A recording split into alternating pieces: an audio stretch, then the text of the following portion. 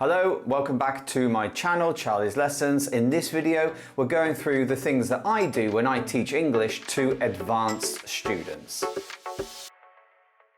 Now this is a video that was actually requested by one of my members, ACDF27. And when I asked my members what they'd like to see in the next video, she commented that she would like to see a video on how to teach advanced students. So here it is. So the first thing I want to focus on is use as much authentic material as possible in the classroom. You can be sure that your students have used a lot of different course books, and those course books often carry graded text that they have to read, or even listenings that are graded also. This means that they have been slightly adjusted so that they are easier to understand. Now, if your students are advanced, you need to be testing them in every class, and the best way to do this is to use authentic material. So luckily we live in the 21st century and authentic material is everywhere. You just need to go online and look for something like a podcast, a YouTube video, an article, you name it, it's there ready for you to use. Think about the podcasts that you listen to as the teacher. You never know, one episode might fit in with your students' interests or needs, and you can share that with your student to practice listening with at home. A couple of podcasts that I love listening to are Radiolab and also This American Life. And these cover a wide range of topics, and sometimes one of these topics fits in perfectly with one of my advanced students. I find YouTube videos where they're asking the public opinions on certain topics really good sources of authentic English. You just need to go to YouTube and search for UK opinion, people on the street, or something similar, and you can find services like The Independent, The Daily Mail, where they are going onto the street and speaking to people directly. And there you can show your students how people give their opinions on certain matters and how they use more authentic English. These YouTube videos will often come with transcripts so that students can have that extra support if they need it. By the way, I don't actually read the Daily Mail or follow it. It's just an example. What I want to focus on in number 2 is how to improve your students' vocabulary.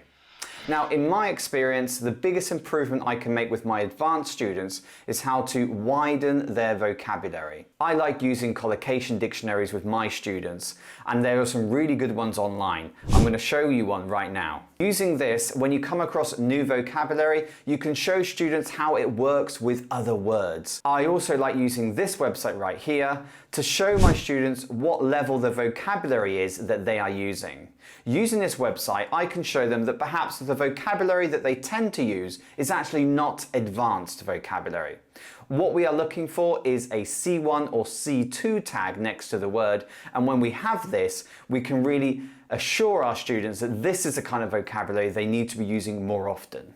On the screen right now, I'm going to show you a couple of suggestions or recommendations for course books or textbooks that can help build your students' vocabulary. The third point I want to focus on is correct, correct, correct. When students get to an advanced level, they tend to hit a plateau where they are able to communicate effectively enough where if they're in class, perhaps they're not being corrected as much as they should. You need to be acutely aware of everything your advanced student is saying and make notes of any errors they make. Now, this might be difficult if you're teaching group classes and you're not able to listen to everyone at the same time. But if you're teaching individual students, maybe get into a habit of recording them when they are speaking for longer periods of time. If you're teaching online, this can be very simple. Just record the meeting.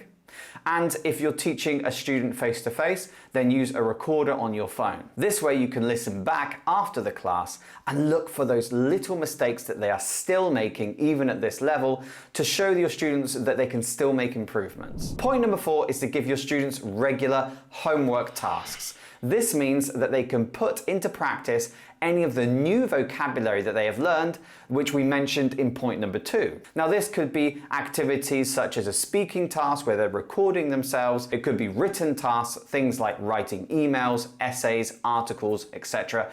Anything that's going to encourage them to use this new language that you may have taught them that we talked about in point 2. If you are going to give your students writing tasks, why don't you go check out my other video right here, which goes into how to improve your students' writing skills. And whenever you get these homework tasks back, make sure that you're not just giving it straight back to them with all the corrections made. You need to encourage your student to make the corrections themselves.